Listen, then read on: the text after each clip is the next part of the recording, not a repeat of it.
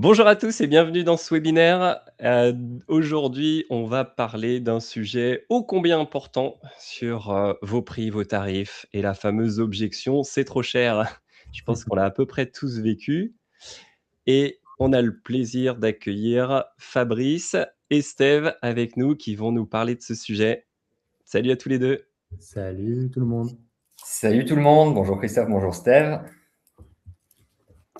Alors effectivement, c'est nous deux qui allons animer, et Christophe n'hésite pas à intervenir. N'hésitez pas à intervenir tous dans le chat. On va parler d'un sujet qui est important et qui génère parfois, même très souvent, de l'inconfort. Et on va essayer d'apporter une vision un peu hybride avec Steve, puisque, comme vous voyez, moi j'interviens généralement sur du conseil en stratégie d'entreprise. Et Steve, je te laisse te présenter. Bonjour à tous, donc moi c'est Steve, moi je suis coach certifié PCC. Donc aujourd'hui, j'accompagne plusieurs types de clients, indépendants, managers, dirigeants. Puis j'ai aussi lancé mon podcast, Les coulisses du mental, où j'explore vraiment ce qui se passe dans les coulisses du leadership, de la performance et de nos parcours. Donc je suis ravi d'être avec vous aujourd'hui, un beau sujet qui suscite pas mal parfois de tensions internes, et on va aller explorer tout ça ensemble. On vous a préparé un petit sommaire qui est assez sympa. Et en parlant de sommaire, le voilà. Alors voilà comment on a pensé ce webinaire avec Fabrice. On s'est dit comment on pourrait prendre les choses dans un angle qui soit un petit peu différent de peut-être ce que vous avez l'habitude d'entendre autour de vous. Donc Fabrice, lui, va vous donner des leviers stratégiques, vraiment du concret, actionnable, que vous pouvez mettre en place dès demain, même peut-être dès cet après-midi pour les plus motivés. Mon rôle à moi, ça va être d'aller chercher ce qui se joue en dessous de la stratégie. Parce que notre constat avec Fabrice, on a pas mal échangé avec nos années d'expérience, c'est que, en fait, on a beau avoir le meilleur positionnement du monde, si l'espace intérieur, notre espace intérieur n'est pas aligné, on peut se retrouver à s'auto-saboter, notamment lors de cette fameuse annonce du prix au dernier moment. Parfois, on peut surexpliquer, on peut négocier avant même qu'on nous le demande. Parfois, on peut accepter moins que ce qu'on mérite. Et vous allez voir que le fil rouge de tout ça, vous le voyez dans le sommaire, c'est vraiment cette séquence être, faire, avoir. Et puis, pour vous accompagner après ce webinaire, parce que tout ça, ça ne s'assimile pas en 45 minutes, on vous a préparé un petit guide offert sur ce qu'on appelle la posture de service. Et donc, on vous expliquera à la fin, notamment Christophe, comment le recevoir. Donc, gardez bien ça en tête. On est parti? Allez, c'est parti. Let's go. Donc, avant de rentrer dans ces fameux leviers stratégiques, je vous propose de prendre un instant pour regarder ensemble votre espace intérieur. Je vais vous demander de prendre un court moment, peut-être juste pour vous, là, à l'intérieur de vos têtes, ceux qui sont en live et ceux qui vont regarder en replay, et de réfléchir aux choses suivantes. C'est penser à la dernière fois que vous avez annoncé votre prix à quelqu'un et prenez un instant pour observer avec le recul votre ressenti à ce moment-là. Est-ce qu'il y avait de la clarté en vous? Est-ce qu'il y avait quelque chose qui pouvait ressembler à une certaine crispation? Est-ce que vous arrivez à observer des fois ce besoin de surexpliquer un peu, de se survendre? Peut-être est-ce qu'il y avait une petite voix qui murmurait « Waouh, c'est peut-être un peu beaucoup ce que je demande ». L'idée, c'est juste de prendre quelques secondes ensemble, que vous puissiez faire ce petit état des lieux avec vous-même. Et ce que je veux partager avec vous, c'est une conviction que j'ai construite à travers le temps, mais aussi des centaines d'heures de coaching. C'est qu'on ne change pas durablement ses résultats, donc le avoir, en changeant uniquement ses actions, le faire. Parce que nos actions, elles sont souvent le reflet de l'espace intérieur depuis lequel j'agis. Et cet espace intérieur, j'aime bien le décrire, comme vous pouvez voir là sur la slide, avec ce modèle très simple. Être, faire, avoir. Alors, qu'est-ce que c'est l'être? L'être, en fait, c'est vraiment ma posture intérieure. C'est ce que je crois de moi, de ma valeur, de ce que je mérite. Et souvent, cette partie-là, elle opère en invisible, mais c'est la source de tout, en fait. Et concrètement, quand on dit travailler son être, à quoi ça ressemble? C'est prendre le temps d'identifier ses blocages, ses croyances limitantes. C'est aussi accepter de ralentir. Pas comme un aveu de faiblesse, mais vraiment comme ralentir, comme un acte stratégique, parce qu'on ne peut pas voir clairement quand on est dans le rush permanent. Mais c'est aussi cette capacité de se mettre en position méta, on appelle ça en coaching, Fabrice, tu dois bien connaître, mais c'est s'observer. Pas se juger, mais juste s'observer avec beaucoup de neutralité. Et concrètement, travailler son aide, c'est aussi comprendre qu'est-ce qui m'anime vraiment dans ce que je fais au quotidien, dans cette activité d'entrepreneuriat que je mets en place. Parce que quand vous touchez à ça, votre énergie, elle change. Et les gens en face de vous, ils le perçoivent et ils le ressentent. Le faire, ce sont mes comportements. C'est comment, par exemple, j'entre en relation commerciale. C'est comment j'annonce mon prix. C'est comment je réagis aussi face à une objection. C'est ma stratégie. Et ça, on va aller le voir juste après. L'avoir, en fait, c'est la conséquence de tout ça. Ce sont mes résultats. Ce sont les clients que j'attire. Ça peut être les tarifs que j'obtiens, le CA que je vais générer aussi. Et la plupart des formations, elles travaillent le faire. Des scripts, des techniques de closing, que des tunnels de vente, des formulations. Et ce que je dis, c'est top, ça peut aider à court terme. Mais si l'être n'est pas solide, vraiment les fondations, le faire, il a beaucoup de chances de s'effondrer quand la pression elle va monter, quand on a une période de creux, de doute, parce que ça arrive beaucoup quand on lance notre activité. Et en fait, ce que j'observe souvent, c'est que ce petit modèle-là, souvent les mots sont inversés. On a souvent avoir, faire et être. Vous savez, ces petites phrases qu'on se dit souvent, quand j'aurai X, Y, Z, je ferai X, Y, Z, et là, enfin, je me sentirai aligné, légitime, serein. Donc là, l'idée, ce qu'on vous propose aujourd'hui, c'est vraiment de prendre ce moment pour revenir à l'être. Et ça ne veut pas dire méditer avant chaque appel de vente, mais c'est vraiment observer sa posture avant d'ajuster sa stratégie. Et c'est vraiment l'un des messages qu'on souhaite vous donner aujourd'hui. Super. Ça me parle beaucoup, là, ce que tu dis. Ouais. Alors, dans la même veine, si on creuse à partir de ça, c'est entrer en relation là où tout commence. Et peut-être on va faire quelque chose d'assez inhabituel pendant un webinaire. Je vous propose un mini-exercice. On va faire une mini-exploration ensemble. Alors, je vais vous copier-coller dans le chat quelques petites questions. Et c'est vraiment de prendre un instant pour réfléchir. Prenez ce moment-là pour vous. Et pour ceux qui sont en replay, vous pouvez prendre les slides, les questions qui sont affichées sur les slides. Mais l'idée, l'objectif de cette petite exploration, c'est de travailler sur sa posture d'authenticité. C'est concrètement essayer d'identifier à quoi vous reconnaissez que vous êtes vraiment authentique dans vos relations commerciales, dans vos appels de prospection, dans votre manière de communiquer. Ça s'applique aussi à la communication en ligne. Et puis d'aller un cran plus loin et de vous dire, en fait, c'est quoi les indices qui me montrent que je suis dans ma posture authentique? Donc ça peut être des choses qui sont au niveau du corps, de notre façon d'écouter, dans la façon dont on pose des questions, le ton qu'on utilise aussi. Et de vous poser aussi la question, de quoi j'ai besoin concrètement pour être davantage dans cette posture? Et finalement, à quoi ça m'ouvre la porte quand je suis davantage dans cette posture-là? Et si vous avez des petites réponses à partager, vous pouvez les partager dans le chat quand c'est le bon moment pour vous. Moi, ce que j'observe souvent, c'est que dans les réponses à ces questions, c'est que l'authenticité, vous la ressentez. Ce n'est pas forcément quelque chose qu'on adopte consciemment, mais c'est un état qu'on reconnaît, un état interne, énergétique. Et ça, pour vous, c'est une information ultra précieuse. Parce que la posture face au prix, pour moi, elle ne commence pas juste au moment où vous annoncez le chiffre. Si on rétropédale, elle commence au premier message. Elle commence même avec l'intention avec laquelle vous entrez dans une relation. Par exemple, est-ce que vous le faites avec l'idée absolue de vendre, de convaincre, quitte à forcer parfois? Ou alors, est-ce que vous arrivez avec cette petite curiosité authentique, cette vraie envie de comprendre où en est la personne? Et je vous propose de vous donner 4 petites clés, mais je vais vous les donner depuis un angle particulier. Pas depuis ce que vous faites, mais ce que vous êtes dans ces moments-là. Le premier, c'est prendre un moment pour clarifier avant une échéance. Ça peut être un rendez-vous, un enjeu en tout cas pour vous, c'est quelle est mon intention dans ce moment-là et qui j'ai envie d'être pendant ce moment-là. Deuxièmement, c'est poser de vraies questions.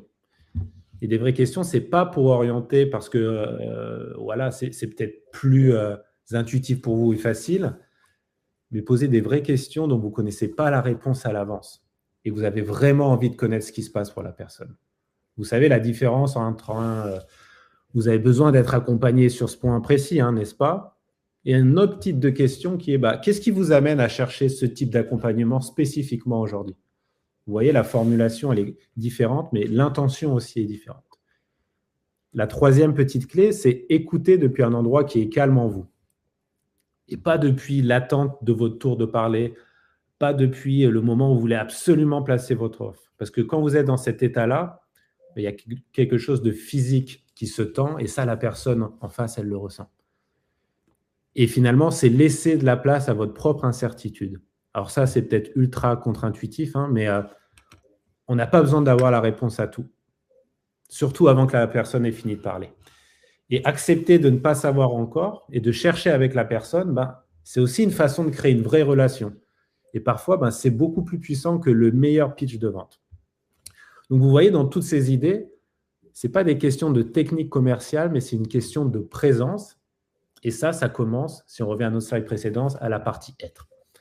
Je vais te laisser la parole pour la suite, Fabrice. Merci Steve. Comme je disais avant, ça me parle beaucoup parce que tu as utilisé des mots que moi-même, je vais utiliser maintenant dans la technicité et dans le pricing. Donc, ça montre bien que notre approche aujourd'hui, elle est commune et c'est une vision hybride qui va vous permettre à tous et qui nous a permis, nous aussi, de nous positionner avec un pricing qui est cohérent. Je reprends certains de tes termes comme la clarté, le positionnement, la valeur. Tout ça, vous verrez, ce sont des termes que je vais utiliser. Dès ce premier levier, dans le sommaire, on vous en parle de 6, voilà le premier, où je parle de repositionner la valeur avant de parler prix. Et quand on parle de repositionnement, c'est savoir exactement qu'est-ce qu'on vend. C'est pour ça que j'indique toujours, tu ne vends pas de tes heures, tu vends une transformation. En somme, il faut que votre prospect il comprenne ce qui va changer en lui une fois que vous l'aurez accompagné. Et qui se pose cette question-là, qu'est-ce qu'il m'a apporté plutôt que qu'est-ce qu'il m'a coûté. Et en fait, le positionnement à travers les questions, il est beaucoup plus fort que le positionnement par rapport aux réponses. J'en faisais d'ailleurs hier une publication où moi, j'aime bien accompagner à travers des questions plutôt qu'à travers des réponses. C'est la raison pour laquelle aussi sur chaque levier ou chaque slide, on vous a indiqué ici des questions, ce qu'on appelle des questions impactantes. Et dans les questions impactantes, il y a aussi une qui, moi, me parle toujours beaucoup et qui parle à mes clients, c'est si mon client ne choisit pas mon accompagnement, qu'est-ce qui change en lui? En gros, il y a la notion de latence et d'immobilisme qui, elle aussi, a un coût. Alors, est-ce que c'est l'accompagnement qui va lui coûter plus cher ou c'est l'immobilisme ou la latence qui va lui coûter plus cher? Donc, on va lui apporter, à travers la transformation, cette prise de conscience. Je pense que, Steph, tu es d'accord avec moi que la prise de conscience, elle est hyper importante et que si on va chercher un accompagnement ou si on va chercher une offre, quelle qu'elle soit, il y a un besoin de transformation qui a déjà été décelé par notre prospect. Et c'est là où, en fait, où on va devoir se positionner. Encore une fois, des questions que vous pourrez vous poser, alors que vous soyez ici en direct avec nous ou lors de votre replay. Posez-vous ces questions impactantes, prenez-vous le temps d'y répondre et d'y répondre par écrit. On en parlait tout à l'heure, Steve. Moi, je fonctionne beaucoup par écrit. Je pense que c'est pas une notion générationnelle, enfin du moins pas que. C'est aussi parce que on se prend le temps d'être avec soi-même à ce moment-là pour y répondre. Ouais, c'est une Et bien façon de sûr, ralentir aussi, hein, de vraiment se poser là. Ce moment, il est stratégique, donc je prends le temps de me poser concrètement, quoi. complètement, une stratégie de prix ou une stratégie de positionnement, elle ne se fait pas en un jour. Elle est évolutive, elle est longue et surtout, c'est OK que ça mette du temps. On y viendra plus tard. Et on passe déjà au deuxième levier où quelque chose qui semble évident doit être répété. Choisir la bonne cible. Alors, comme j'ai l'habitude de dire, quand on parle à tout le monde, on parle à personne. Ça, c'est vraiment ma phrase, mais le ciblage, il est évident, il est hyper important. Pourquoi je vous dis ça? Parce que en fonction de la personne à qui vous parlez, qu'on soit dans le B2B, dans le B2C, en fait, on ne va pas du tout avoir les mêmes leviers. Et aussi, un autre élément important, la cible, elle ne va pas être réceptive aux mêmes arguments, aux mêmes mots. Si vous êtes dans le B2C, les termes trop techniques vont plus faire prendre de la distance à votre prospect. Si vous êtes dans le B2B, la technicité va traduire votre professionnalisme. Donc, on n'est pas du tout sur la même gamme et on se doit de faire preuve d'adaptabilité. Autre élément qui me semble hyper important, c'est qu'un prix ne se justifie jamais. Dès lors que tu te justifies, c'est que tu t'excuses de quelque chose. Par contre, ton prix, s'il n'est pas clair au début, il peut s'expliquer. Et c'est là où je fais écho à un terme que tu as utilisé, Steve, c'est la Mhm. clarté. La clarté d'offre, elle est essentielle. C'est là où, où il faut qu'on se pose la bonne question. À qui mon offre parle-t-elle vraiment? Mais surtout, par qui elle est comprise? Il faut que ton offre, elle soit comprise en une trentaine de secondes. C'est là où j'interviens sur la notion de clarté et de rendre mon offre achetable. Alors, achetable, ça ne veut pas dire pas cher. Ça veut plutôt dire que le prospect, pardon, il comprenne immédiatement ce qu'il achète, dans quel cadre, avec quel niveau d'accompagnement. En gros, il y a une notion d'anticipation qui est hyper importante. Plus tu vas être clair dans ton explication, dans la présentation de ton offre, moins tu vas laisser de place à ton prospect pour le questionnement ou pour l'angoisse. Avant d'acheter, on a tous peur. C'est humain et c'est OK. Mais si tu travailles sur l'anticipation de ces peurs et de ce qu'on va appeler en termes de technique des freins à l'achat, si tu travailles là-dessus, bah déjà, tu vas désamorcer certains freins. Mets-toi dans la position de ton prospect, mets-toi dans la position de ta cible et anticipe ces freins. Comment on va les anticiper? Bah, peut-être en jouant sur des éléments de réassurance. Ces éléments de réassurance, en gros, ça va être un déroulé clair d'accompagnement. Tu vas pouvoir expliquer des livrables et les livrables concrets, un peu comme ce que nous, on vous propose avec le mini-guide offert en fin de webinaire. Le livrable, c'est de la valeur tangible, concrète. Ça va rassurer ton prospect. Il y a la notion de preuve sociale. Chez Aura, on a toute une dimension autour de la communication sur les réseaux sociaux et également la relation client avec le commentaire client, l'avis client et le fait d'en faire devenir un ambassadeur. La preuve sociale, elle est hyper importante parce qu'elle est légitime. Si un client que tu as accompagné témoigne de manière objective, ça aura beaucoup plus de poids que tous les arguments que toi, tu auras montés. Un autre élément de réassurance, ça va être par exemple aussi un contrat, le cadre contractuel. Ce cadre contractuel, moi, il me semble hyper important puisque ça va prouver que tu es quelqu'un de professionnel et que tu maîtrises le sujet.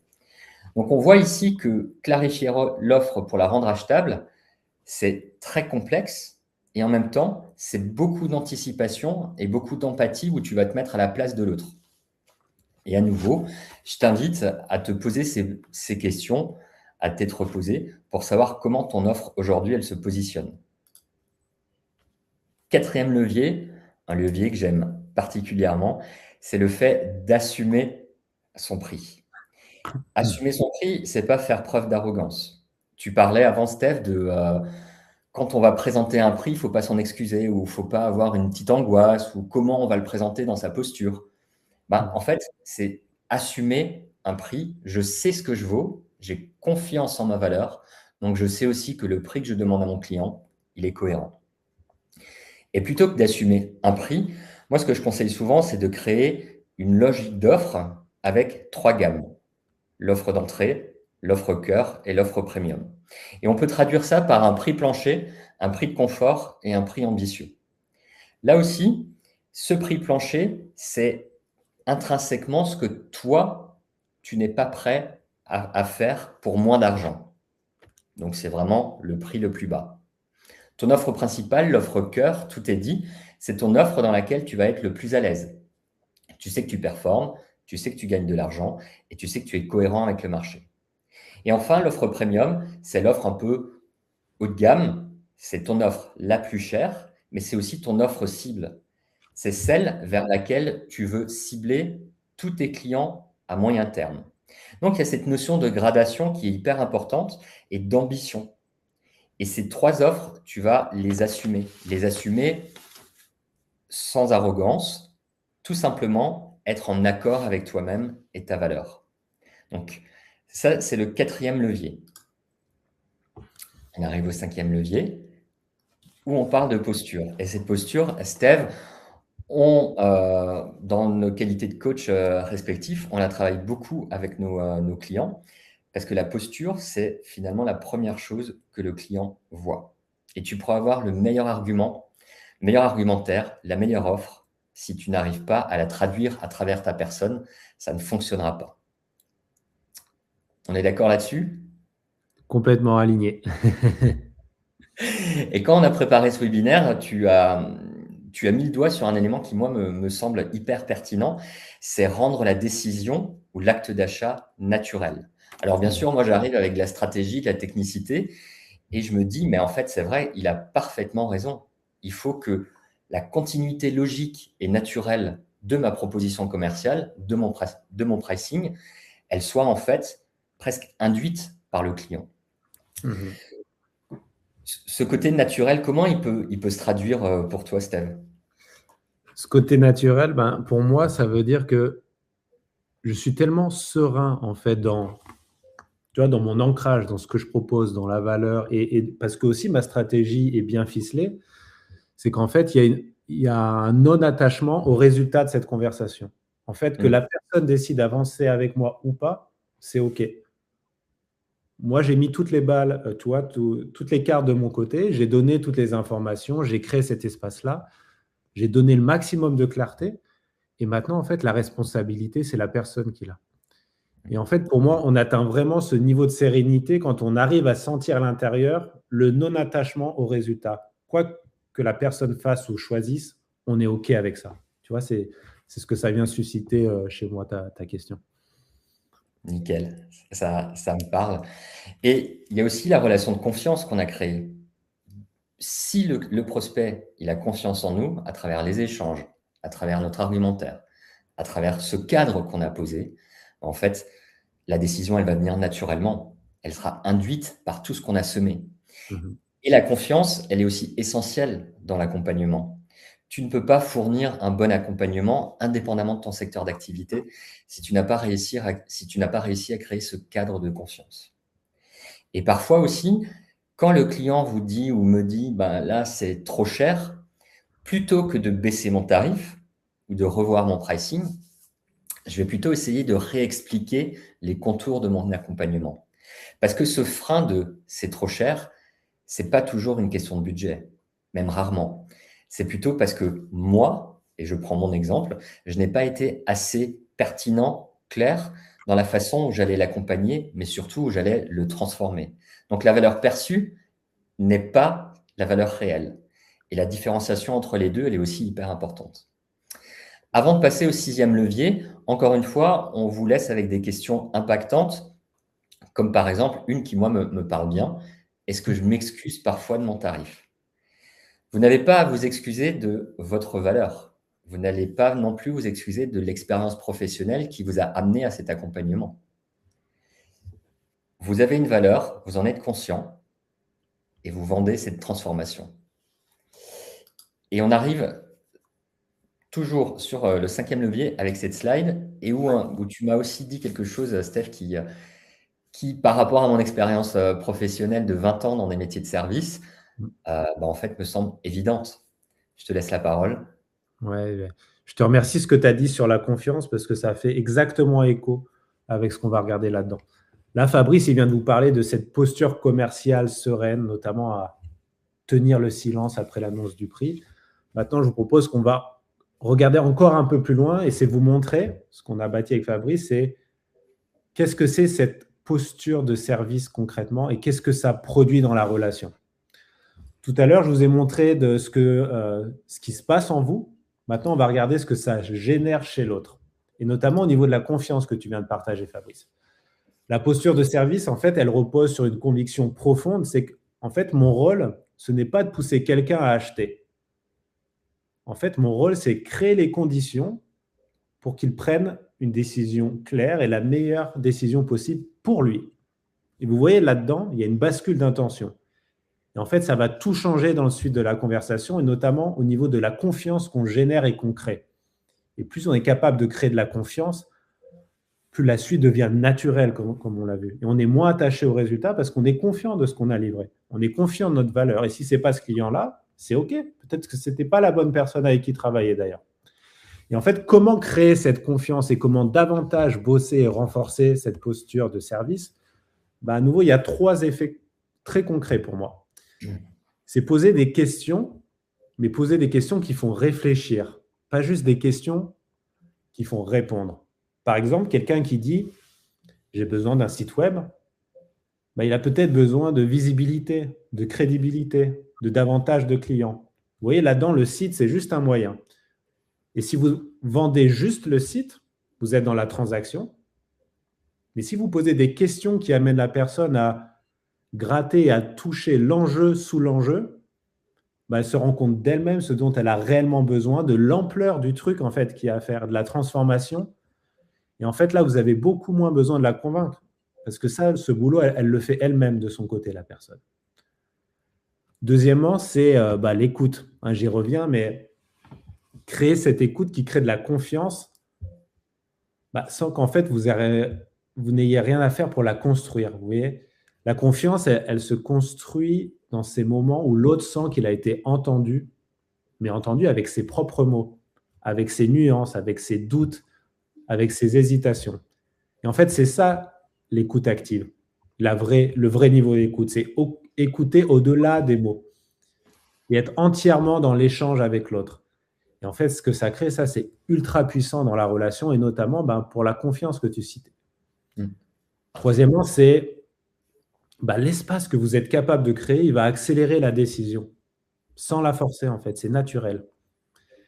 Et je vais peut-être être un peu direct parce que j'ai souvent entendu aussi cette idée, c'est OK, mais c'est bien beau de laisser de l'espace, mais si je ne donne pas de next step, le business, il ne va pas tomber du ciel.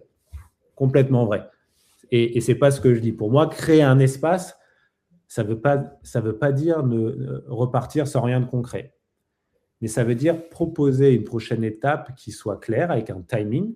Par exemple, on se retrouve jeudi pour que vous puissiez me faire un retour, mais depuis une posture qui est je n'ai pas besoin de closer à tout prix.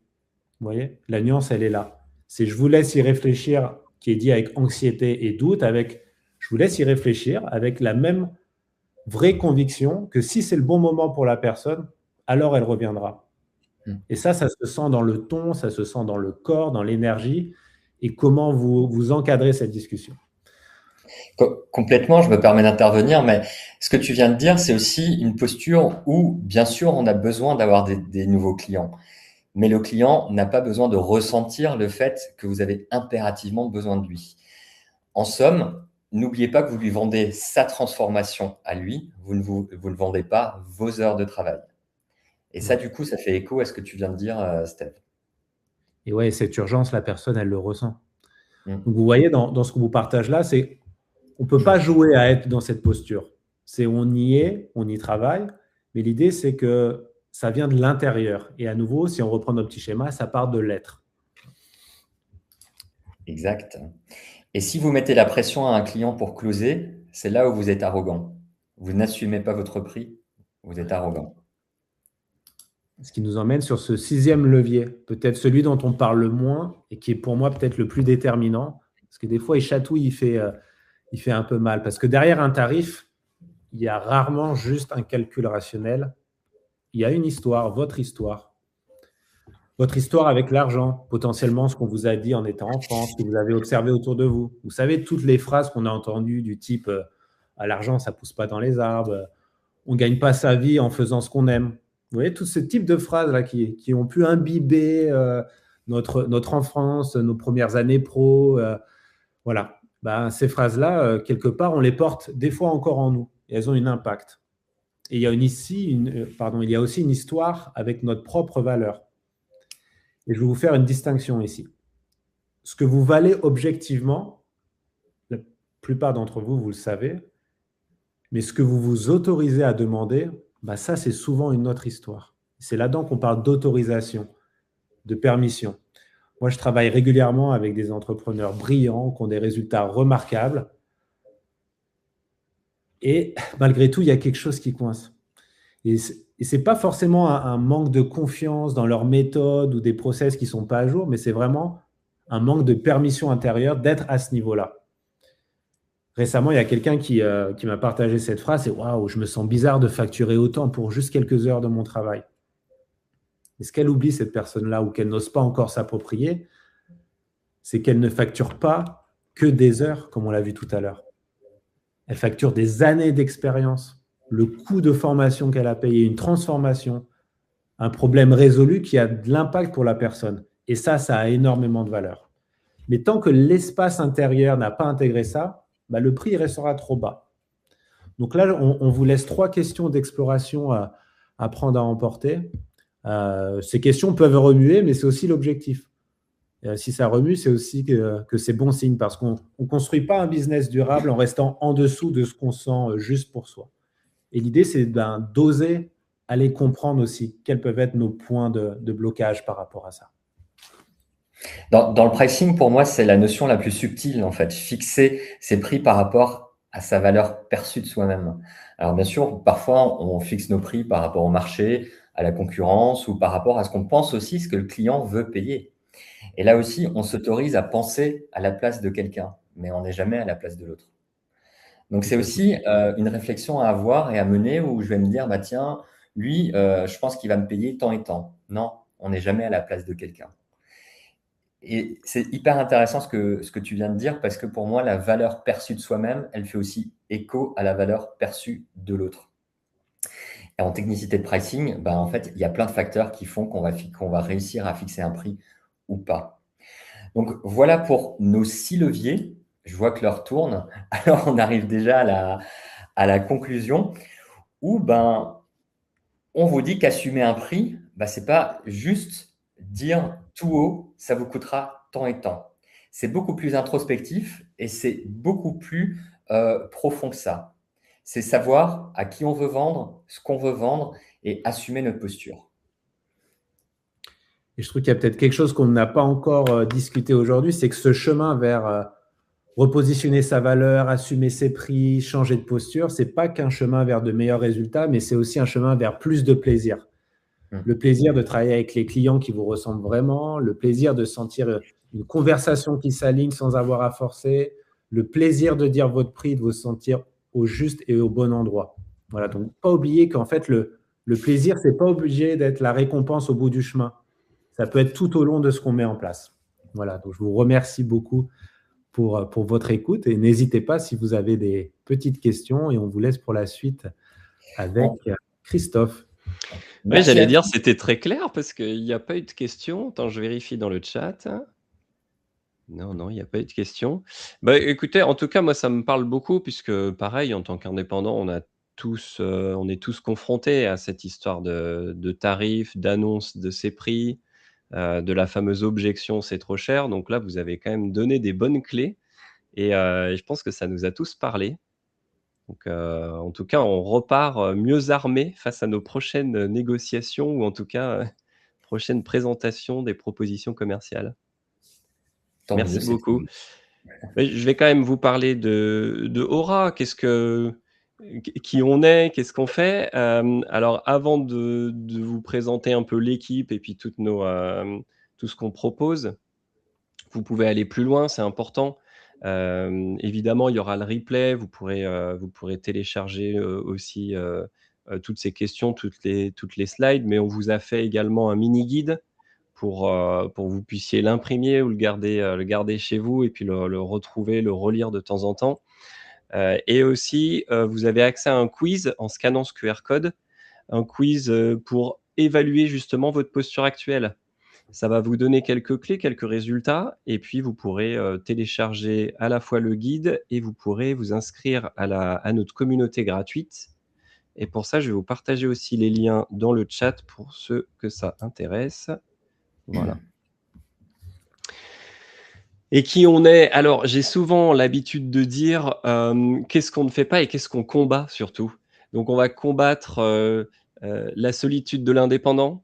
On va combattre, la jungle numérique parce que c'est devenu extrêmement difficile d'être visible sur internet. Mais comme tu l'as bien dit, Steve, être visible ou faire un site internet, ça c'est juste, une petite brique. Ce qu'on cherche à faire vraiment, c'est le résultat, c'est, trouver des clients. Chaque indépendant, il a un business à faire tourner et donc le résultat ultime, c'est de trouver des clients.